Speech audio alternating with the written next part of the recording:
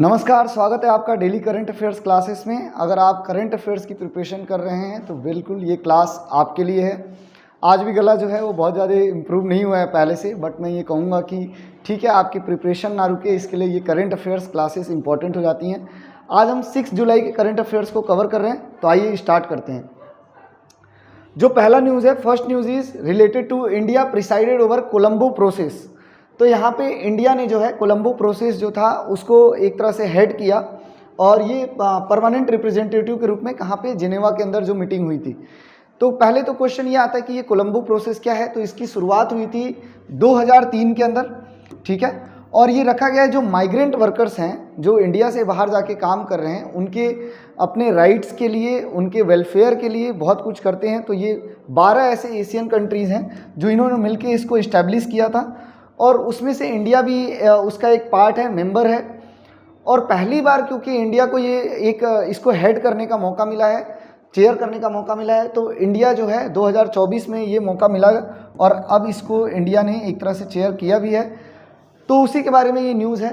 Recently India presided over its first meeting as chair of the Colombo process at the permanent representative level meeting in Geneva at the international organisation for migration headquarter. तो ये वहाँ पे meeting हुई थी, जिसको head किया India की तरफ से हेड किया गया है। और फिर बहुत सारी चीज़ों पे डिस्कस हुआ कि किस तरह से जो माइग्रेंट वर्कर्स हैं उनके राइट्स को और उनके वेलफेयर के लिए काम किया जाए, उनको जो प्रॉब्लम फेस करनी पड़ती है, बाहर विदेश में जाते हैं तो उनकी सिक्योरिटी कैसे मेंटेन की जाए, ये सारी चीज़ें इसमें इंक्लूडेड थी।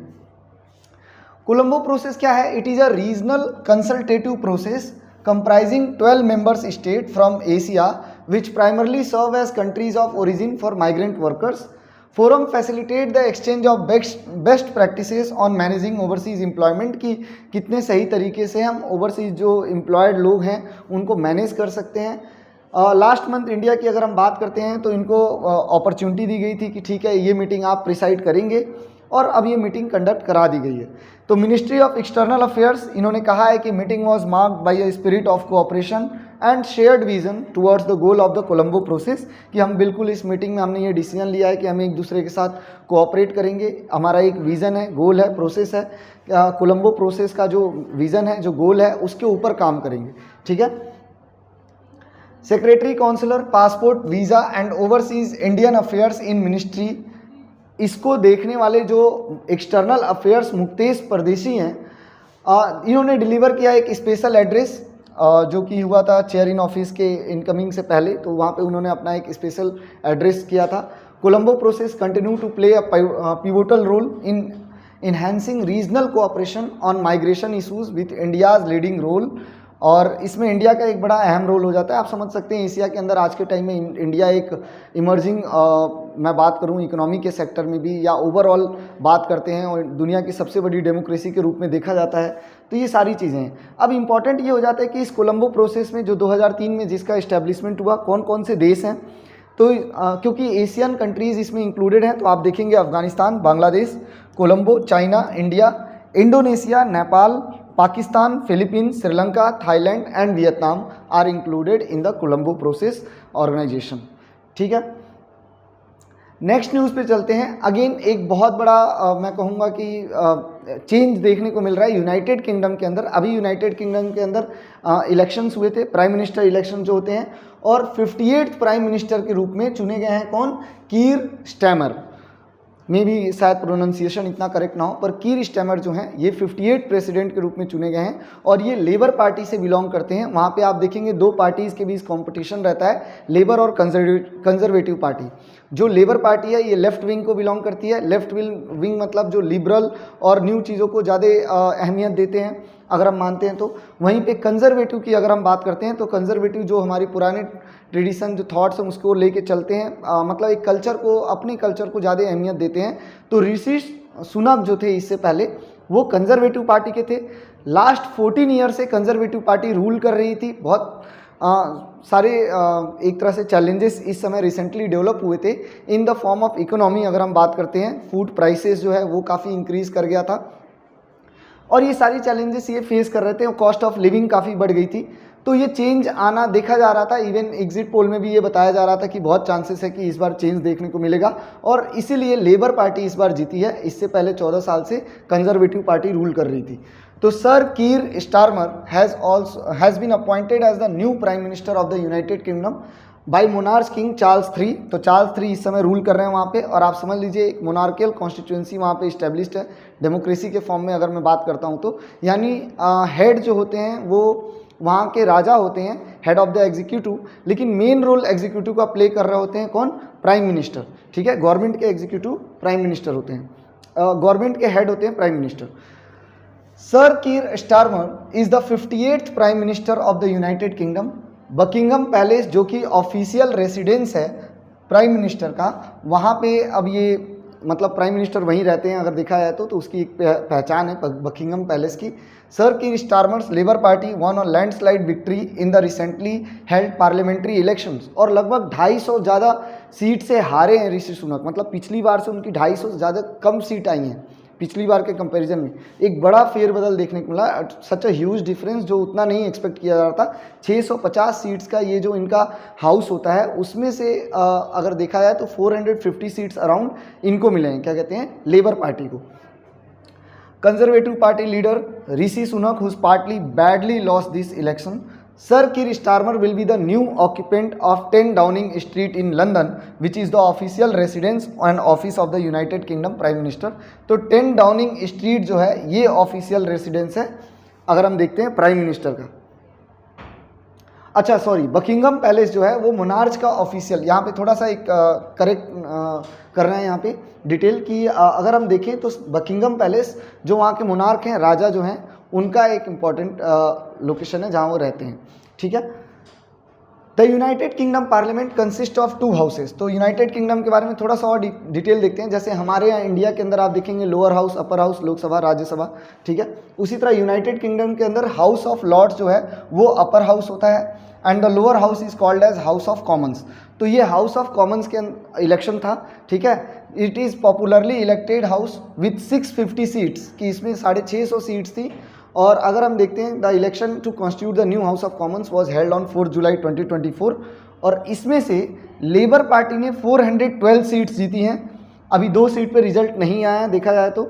Ruling Conservative party which had been in power for last 14 years, उनको केवल 119 सीट मिली हैं, और मेजोरिटी के साथ फिर लेबर पार्टी ने अपनी गवर्नमेंट फॉर्म कर ली है। Rishi Sunak government was deeply unpopular with the people and his party suffered a humiliating defeat, कि 14 साल से कोई पार्टी रूल कर रही है और अचानक से इतनी ज़्यादा सीट्स का डिफरेंस देखने को मिले तो बड़ी बात हो जाती है। वैसे ऋषि सुनक अगर मैं बात कहूँ तो ऐसा नहीं था, वैसे तो उन्होंने बहुत अपने ये 2 साल के टेन्योर में बहुत कुछ इम्प्रूव किया, क्योंकि इससे पहले जो प्राइम मिनिस्टर थे उनके कार्यकाल में कंडीशन और ज़्यादा ख़राब हो चुकी थी। अगर हम इकोनॉमिक कंडीशन बात करते हैं ब्रिटेन की तो बहुत सारी पॉलिसीज़ ला के जितना हो सकता था उन्होंने कोशिश किया, थोड़ा बहुत इम्प्रूवमेंट हुआ था, लेकिन फिर भी जो लोग थे खुश नहीं थे, और ये चेंजेस होना मेरे को लग रहा था लाजमी था कि ये चेंज होना था। United Kingdom has a parliamentary system of government and is constitutional monarchy. तो पार्लियामेंट्री सिस्टम है लेकिन कॉन्स्टिट्यूशनल मोनार्की देखने को मिलती है। Given that the current parliamentary system also refer to Westminster system, इसी को वेस्टमिंस्टर सिस्टम भी कहा जाता है।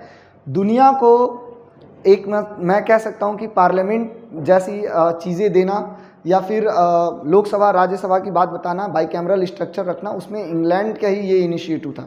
ठीक है, आज इंडिया भी उसी चीज़ को फॉलो करता है। Prime minister leads the government but the monarch of the United kingdom is the head of the state. ये वहाँ पे जैसे हमारे यहाँ president head of the state होते हैं। Constitution of the United kingdom is not codified, कि मतलब एक डिटेल में सारी चीज़ें नहीं लिखी हुई हैं। जैसे इंडियन कॉन्स्टिट्यूशन रिटन डॉक्यूमेंट है, वैसे वहाँ का कॉन्स्टिट्यूशन कम्प्लीटली रिटन नहीं है, पार्सली बेस्ड है वो एग्रीमेंट्स पे, कि कई बार जब जैसे मुद्दे आते हैं उसके साथ सहमति बनती है दोनों बाइकैमरल जो हाउस है दोनों के अंदर। सर रॉबर्ट वॉलपोल जो थे ये फर्स्ट प्राइम मिनिस्टर थे, कहाँ के, यूनाइटेड किंगडम के, और दुनिया के भी पहले प्राइम मिनिस्टर के रूप में जाने जाते हैं। यूनाइटेड किंगडम की अगर हम बात करते हैं तो आपने कई बार सुना होगा, और कमेंट बॉक्स में आप मुझे लिख के बता दीजिए कि इंग्लैंड, ब्रिटेन और United kingdom, what is the difference between these 3 words. ये तीनों, कई बार हम क्या करते हैं तीनों को एक जैसा समझ लेते हैं, बट तीनों में एक स्लाइट डिफरेंस है। कुछ पार्ट कोई देश इंक्लूड रहता है, नहीं रहता है, तो वो एक हिंट दे दिया मैंने, आप बताइएगा। जहाँ तक मैं यूनाइटेड किंगडम की बात करता हूँ तो इट कंसिस्ट ऑफ 4 कंट्रीज़, इसमें 4 देश आ जाते हैं, इसलिए इसको यूनाइटेड किंगडम कहते हैं। इंग्लैंड, वेल्स, स्कॉटलैंड और northern Ireland. Officially United kingdom केम इनटू एग्जिस्टेंस इन 1801, 1801 में इसका एग्जिस्टेंस हुआ था। Northern Ireland join the Kingdom of Great Britain, की बाद में जाके नॉर्दर्न आयरलैंड ने ज्वाइन कर लिया और ये बन गया ग्रेट ब्रिटेन। ठीक है, Kingdom of Great Britain refers to England, Wales and Scotland. अच्छा, ये मैंने चलो आपको बता ही दिया कमेंट बॉक्स, पहले आपको ये इन्फॉर्मेशन यहीं पे मिल रही है। And it officially came into existence in 1707 when the Kingdom of Scotland join, it become Kingdom of England and Wales. Capital है लंदन, ठीक है, और वहाँ पे जो करेंसी चलती है वो है पाउंड स्टर्लिंग। चलिए, काफ़ी डिटेल हो गया, नेक्स्ट न्यूज़ पे चलते हैं। Hemant Soren takes oath as Jharkhand CM for the 3rd term.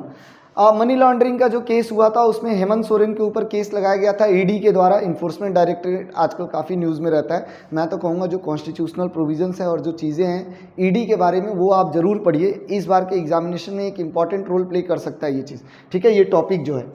तो हेमंत सोरेन के ऊपर ये एक तरह से ईडी ने मनी लॉन्ड्रिंग का केस किया था, और फिर अब ये वहाँ से बेल मिल गई है इनको, तो वापस से इनको जो पार्टी है उन्होंने इलेक्ट किया अपने लीडर के रूप में, और ये फिर से एक बार झारखंड के सीएम बने हैं। तो Jharkhand Mukti Morcha leader Hemant Soren was sworn in as the chief minister of Jharkhand on 4 July 2024 for the 3rd time. He was administered the oath of office and secrecy as the 13th chief minister of Jharkhand, की झारखंड के ये 13वें chief minister बने हैं। और governor जिन्होंने इनको शपथ दिलाई वहाँ पे, क्योंकि गवर्नर का काम होता है अपना ओथ दिलाना, तो सीपी राधाकृष्णन गवर्नर हैं झारखंड के इस समय, और राजभवन रांची में उनको शपथ दिलाया गया। This is the 3rd time Hemant Soren has been sworn in as the chief minister, यानी इनका 3rd टेन्योर तो कह सकते, तीसरी बार ये चीफ मिनिस्टर बने हैं झारखंड के, ठीक है। He was first sworn in as chief minister in 2013 and remain in office till 2014, और फिर he was again made the chief minister from 2019, जब तक ईडी ने इनको अरेस्ट नहीं किया। जीडी याद आ रहा है मुझे, okay. Shibu Soren was sworn in as the Jharkhand Chief Minister on 4 July 2024 after the JMM party incumbent Chief Minister Champai Soren, मतलब ये रिलेटिव्स ही हैं अगर देखिए, और इससे पहले जेएमएम के पार्टी के क्योंकि इनकम्बेंट का मतलब ये हो जाता है कि तत्काल के लिए तब तक चीफ मिनिस्टर बना दिया था जो पार्टी मिलकर डिसाइड करती है एज ए लीडर के रूप में। तो हेमंत सोरेन के अरेस्ट होने के बाद चंपाई सोरेन संभाल रहे थे, और फिर उसके बाद शिबू सोरेन को वहाँ का चीफ मिनिस्टर बनाया गया, ठीक है। The ruling alliance legislature elected Hemant Soren, लेकिन रूलिंग अलायंस जो चल रहा है, क्योंकि ये अलायंस के थ्रू चल रही है अभी ये गवर्नमेंट, ऐसा नहीं है कि अकेले जेएमएम जो है वही पूरी मेजोरिटी में गवर्नमेंट बनाई है। तो हेमंत सोरेन को उन्होंने अपना लीडर फिर से चुना है, एंड द गवर्नर ने इन्वाइट किया कि ठीक है आप आइए शपथ लेते हैं और फिर कार्यकाल संभालिए। Hemant Soren resigned as the chief minister of Jharkhand on the 31 January 2024 and the reason was same, जैसे कि मैंने आपको बताया कि इन्फोर्समेंट डायरेक्टरेट ने इनको अरेस्ट कर दिया था मनी लॉन्ड्रिंग के केस में, एंड झारखंड के हाईकोर्ट ने इनको बेल ग्रांट कर दिया, और उसके बाद फिर से जब ये आए हैं तो अपना कार्यकाल संभाल रहे हैं। हेमंत सोरेन हेड्स अ महागठबंधन अलायंस, तो मैंने जैसे कि आपको बताया कि पार्टी जो है अलायंस के थ्रू चल रही है, बहुत सारी पार्टीज जुड़ी हुई हैं, जैसे जेएमएम हो गया, कांग्रेस हो गई, राष्ट्रीय Janata Dal and left parties जो हैं इसमें इंक्लूडेड हैं। In the 2019 assembly election Mahagathbandhan won 47 seats, 81 member Jharkhand की जो लेजिस्लेटिव असेंबली है, गठबंधन ने मिल के टोटल 47 सीट्स जीती और मेजोरिटी में आए, और उसके बाद गवर्नमेंट फॉर्म किया था। झारखंड के बारे में थोड़ा सा इन्फॉर्मेशन देखते हैं कि ये जो वर्ड है झारखंड, झार मतलब होता है फॉरेस्ट और खंड मतलब होता है लैंड, तो पूरा एरिया फॉरेस्ट लैंड के नाम से फेमस है, इसलिए इसका नाम झारखंड पड़ गया, and it is also known as land of forest. Jharkhand को क्रिएट किया गया था 15 नवंबर 2000 को। इस इंडिया का ये 28वां स्टेट बना था। आज के टाइम में भी टोटल 28 स्टेट्स हैं, लेकिन उस समय प्रेजेंट टाइम में 28 स्टेट्स बना था, ठीक है। एंड इनेक्टमेंट क्या होता, बिहार रीऑर्गेनाइजेशन एक्ट 2000, बिहार से अलग होके।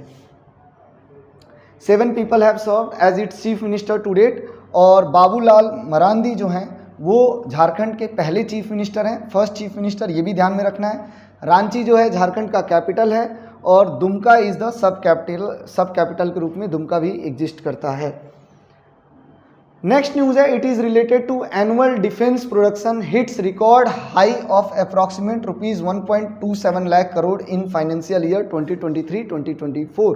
तो डिफेंस के जो प्रोडक्शन है उसके कॉस्ट ने एक रिकॉर्ड हाई अचीव किया है, क्योंकि आज के टाइम में आप देखिए डिफेंस सेक्टर में जहाँ पे एक इस पर्टिकुलर गवर्नमेंट का एक विज़न भी चल रहा है कि हम सेल्फ रिलायंट बनेंगे, इंडिजनाइजेशन होगा डिफेंस का, उस प्रोसेस के थ्रू हम देखते हैं साथ में प्राइवेट सेक्टर का जो इन्वेस्टमेंट हो रहा है उसके कारण बहुत सारा प्रोडक्शन हुआ है और ये प्रोडक्शन ग्रोथ का रिजल्ट ही यहाँ देखने को मिल रहा है कि इतना हाइक देखने को मिल रहा है। ठीक है, तो according to the union ministry of defence, India's total annual defence production reached rupees 1,26,887 crore in 2023-2024। तो ये अपने आप में एक रिकॉर्ड हो गया है। और इसमें भी देखने वाली बात है कि जैसे मैं आपको जो करंट अफेयर्स डेली पढ़ा रहा हूँ, तो आप कोई ना कोई ऐसा वेपन्स, आर्म्स, कोई एयरक्राफ्ट की हम बात करते हैं, टैंक की बात करते हैं, उसका न्यूज़ आता है कि ऐसी चीज़ें डेवलप की जा रही हैं और आईटी फील्ड को इसमें और ज़्यादा इंक्लूड किया जा रहा है ताकि उसको डिजिटलाइज और ज़्यादा किया जाए।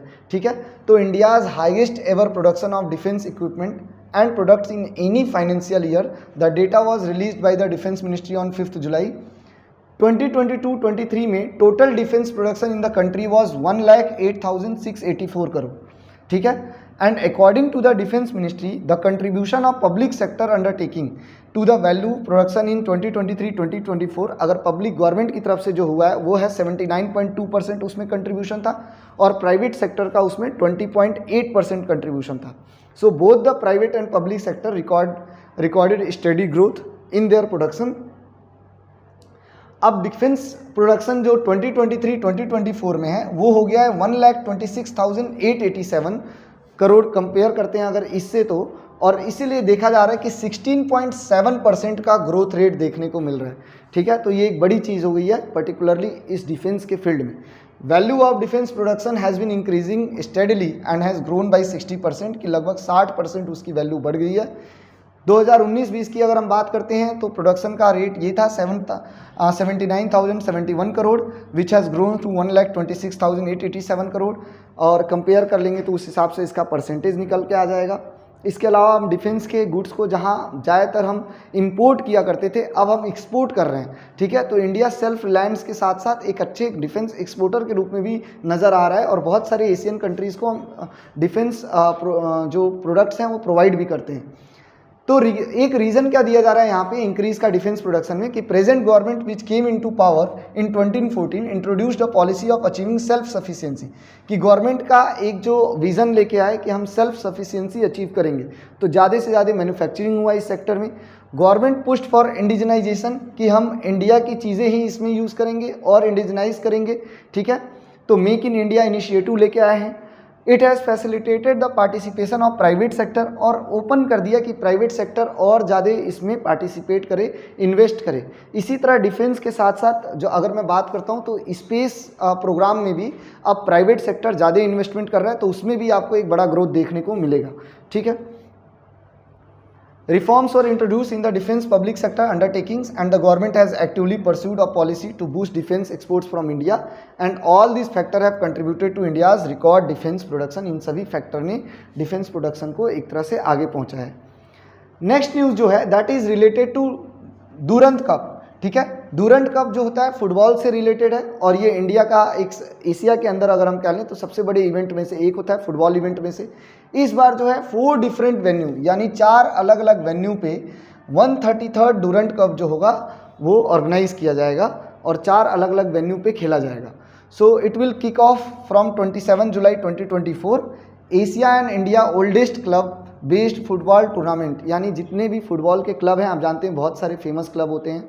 वैसे तो हम यूरोपियन कंट्रीज़ के फेमस क्लब के बारे में ज़्यादा जानते हैं, और आपने सुना होगा बार्सिलोना हो गया, या फिर पोर्तुगल की टीम क्रिस्टियानो रोनाल्डो का पहले जो क्लब था, क्या था उस क्लब का नाम, लिख के बता दो। अभी उस क्लब ने जीता भी है। अगर मैं बात करता हूँ चैम्पियंस लीग जो होती है।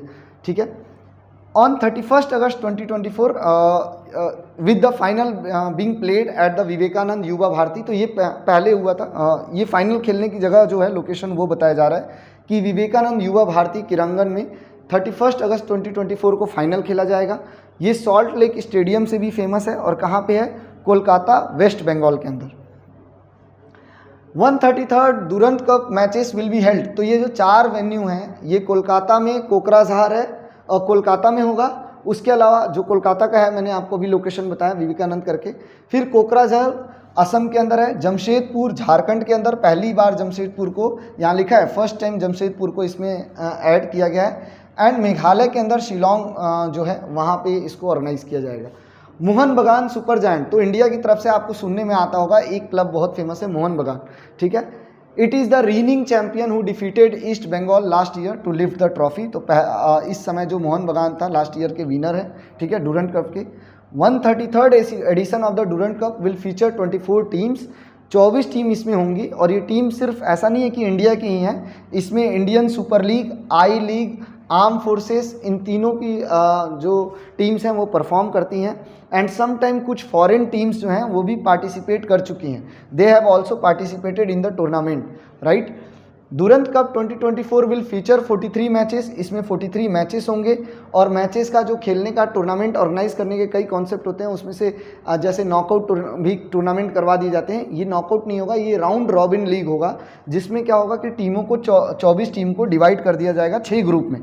उसके बाद ये टीमें आपस में मैच खेलेंगी, जो ऊपर के टॉप होंगे वो नेक्स्ट राउंड में जाएंगे, जैसे आपने क्रिकेट वर्ल्ड कप में देखा होगा, ठीक है। फिर सुपर 8 आता है, फिर सेमीफाइनल होता है, फिर फाइनल होता है, उस तरीके से। Tournament opening match, semifinal and the final will be played in Kolkata. Kokrajhar, Shillong and Jamshedpur will each host 1 group while the matches of the remaining 3 groups will be played in Kolkata again. और ठीक है, यहाँ तक इतना इम्पॉर्टेंट है। अगर हम बात करते हैं दुरंत कप की शुरुआत कहाँ से हुई थी, तो it was started by British arm forces stationed in India. और फर्स्ट दुरंत कप जो था वो हुआ था शिमला के अंदर in 1888। At that point when there was colonisation in India, imperial law जब चल रहा था यहाँ पे। At present the Durand Cup is jointly organise by the Indian army and the all India football federation. दोनों मिलके अब दुरंत कप को ऑर्गेनाइज करते हैं, ठीक है। ये थे आज के करंट अफेयर्स। जैसे कि मैं हर बार आपको पता है कि सेल्फ रिसर्च के लिए भी कुछ टॉपिक लाता हूँ, कि मेरा ये मानना है कि सिर्फ इतना इनफ नहीं है, थोड़ा बहुत और अपनी नॉलेज को इन्हेंस करने के लिए कुछ ऐसे टॉपिक्स जो न्यूज़ में रहते हैं इनके बारे में पढ़ सकते हैं कि MSPs क्या है, ठीक है, और ये कैसे डिसाइडेड होते हैं, MSPs क्या है और कैसे डिसाइड होते हैं। की फैक्ट्स रिलेटेड टू एप्स से की रिलेटेड कुछ की फैक्ट्स। कार्बन फुटप्रिंट से आप क्या समझते हैं। Business payment solution provide, BPSP, ये क्या होते हैं। What are the roles and responsibilities of president and governors in India, कि भारत के अंदर आपने बार बार सुना होगा टाइटुलर हेड के रूप में होते हैं, लेकिन और भी बहुत सारी पावर मिली हुई है प्रेसिडेंट को और गवर्नर को। तो क्या है रोल एंड रिस्पॉन्सिबिलिटी, ये इसके ऊपर थोड़ा पढ़ना ज़रूरी है, कई बार क्वेश्चन आ जाते हैं। कुछ क्वेश्चंस हम सॉल्व कर लेते हैं, आपका एक रिवीजन हो जाएगा आज का जो टॉपिक्स था उससे related. Who presided over Colombo process, कि कोलंबो प्रोसेस को इस बार किसने हेड किया है, लीड किया है, तो वो है इंडिया, ठीक है। और मेरे साथ साथ कमेंट बॉक्स में आप इसका आंसर करते जाइए, ठीक है, और जिसने आंसर किया सही आंसर होगा उसको मैं लाइक भी दूंगा। Where is the international organisation for migration headquarter, कहाँ पे है इंटरनेशनल ऑर्गेनाइजेशन फॉर माइग्रेशन, ठीक है, जिनेवा के अंदर। Who is the new PM of the United kingdom, कि यूनाइटेड किंगडम के अंदर इलेक्शन हुए हैं, लेबर पार्टी जो है वो जीत गई है, तो लेबर पार्टी के नए PM जो बनेंगे वो होंगे कीर स्टारमर। और इनकी पॉलिसी कीर स्टारमर के बारे में थोड़ा सा ऐड करूंगा कि ऋषि सुनक जो थे वो काफ़ी इंडिया ओरिएंटेड पॉलिसीज़ हो जाती थी, एक फ्रेंडली तरीके से रहते थे।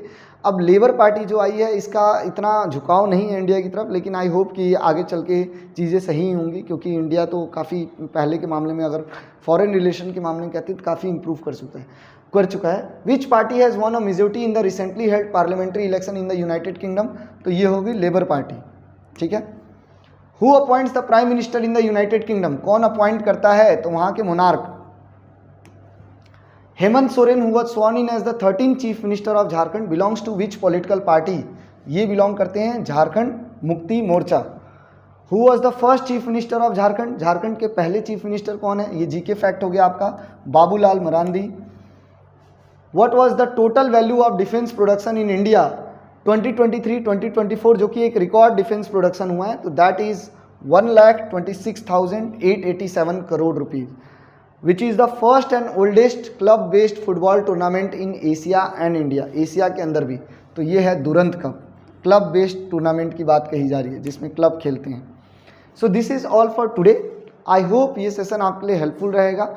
आप चाहते हैं इसी तरह मैं कंटिन्यूअसली आपके लिए ये इंपॉर्टेंट करंट अफेयर्स लेके आता रहूँ, तो चैनल को लाइक और सब्सक्राइब कर दीजिए। Thank you everyone.